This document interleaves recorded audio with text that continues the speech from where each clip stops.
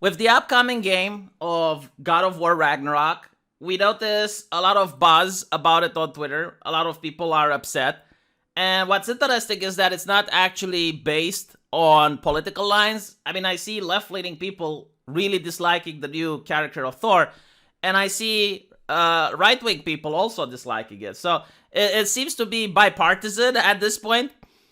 I kind of don't mind, and I know I might upset a lot of people because I'm not jumping on the bandwagon, but I like to tell things exactly how I believe them, and sometimes I might disagree with you. Now, the reason people find it dislikable, I guess, is because of that Marvel joke where they made Fat Thor. You know, he's sitting home insulting kids on Xbox and threatening them while having a big belly. It's being viewed as demasculinizing, I guess. It's definitely not what a warrior should look like. But the thing is, if you actually read the Norse mythology, having a big belly is a status of nobility, a status of godhood. It's what every warrior wants to do in the afterlife. They want to go to Valhalla where they're eating a lot, they're having feasts nonstop, and they're drinking a lot. Now, take into account that back then, both feasting and drinking was incredibly rare. So the only people that could afford to look like this were the nobles. Most of the peasantry were oppressed. They had various illnesses that affected their growth. They would rarely have the opportunity to feast. So the image that you see here is more accurate to the Norse mythology. Like Thor could look like this. The fact that he's got red hair is also accurate. Red was the color of the gods, and back then, if a person was born with red hair, it was considered that they've been touched by the gods. The only thing is, like, people are saying, well, he doesn't look intimidating. And I think it's because they're comparing it to Kratos, and they're absolutely right, because Kratos has a six-pack, he is more well-built, he looks like a Greek statue. Well, this guy does look like some American that likes to sit in a trailer and drink a lot of alcohol, right? So the comparison, I guess, breaks immersion for people. I can see where their criticism is coming from.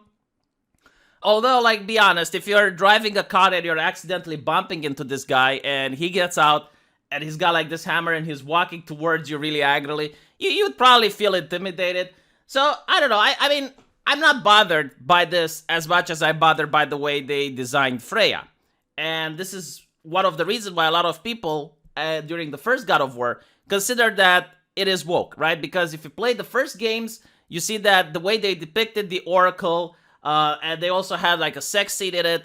The original people that made the God of War back then, they weren't afraid to show risque and lewdness. So they made Kratos, as I mentioned before, look like a Greek statue. And then you also had a lot of women, a lot of titillation, because the game was catering to a teenage audience. What do teenage kids like? Well, they like hyper-violence, and they also like titillation.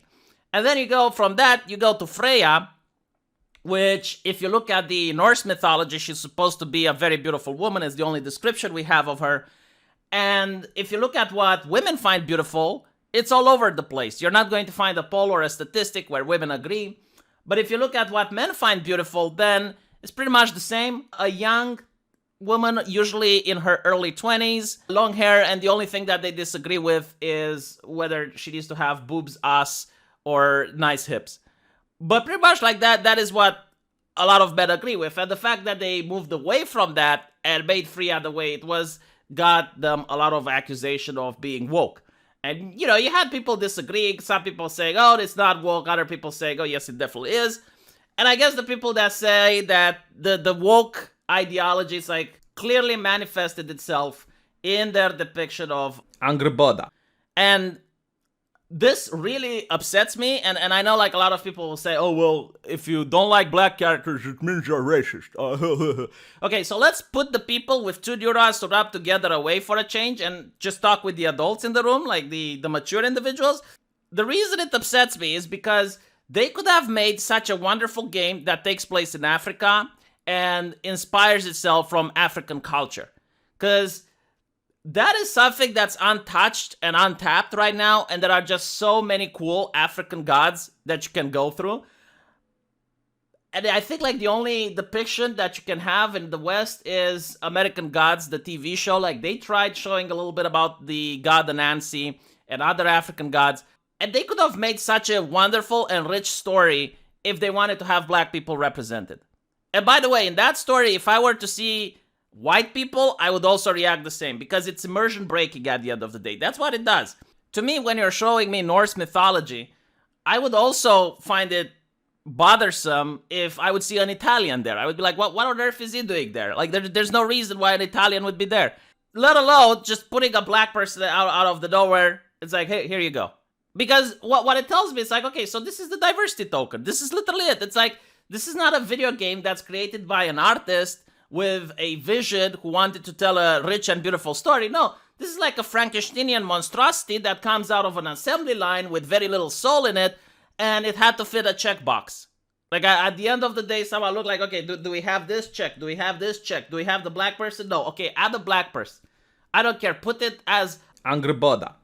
And this is also a little bit problematic, because if you read the story, is the mother of all monsters. She is the wife of Loki, who gives birth to the world serpent that brings upon the destruction of the world. Although, I do have to say that the developers, they're definitely not sticking through with the Norse mythology, and they're definitely trying to put a spin on it. We can see that, well, Loki is the positive character, kind of. I mean, we don't really know, like, he's not really fleshed out. He can turn out to be Darth Vader in the end, and right now he's just the guy walking around with Kratos. So, okay, fine. But Baldur is also supposed to be one of the most kind and gentle gods, and as you can see, he ends up being a complete asshole and a douchebag. So they're not really sticking with the mythology. I guess, like, what they're going to say is that Leia is misunderstood, being oppressed, and they're adding, you know, like, the color of black, I guess, so that leftists can more empathize. It's like, yes, black person, oppressed, and therefore that's the connection that woke people playing the game are going to make. I think that's what they're trying to achieve here. Still, I don't like it. Again, if they would have gone with African culture and put the entire game in Africa, it would have been amazing.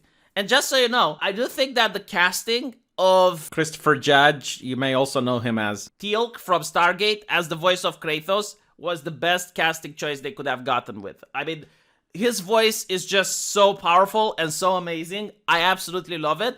However, it's not immersion breaking, right? Like, it doesn't break immersion because Kratos is from Greece. He's white, right? It would have been just as immersion breaking if you would have casted, I don't know, white people in Africa during those times, during that time period. I would not get it. I would be like, what is going on here? It would bother me. And this is why it's bothering a lot of people.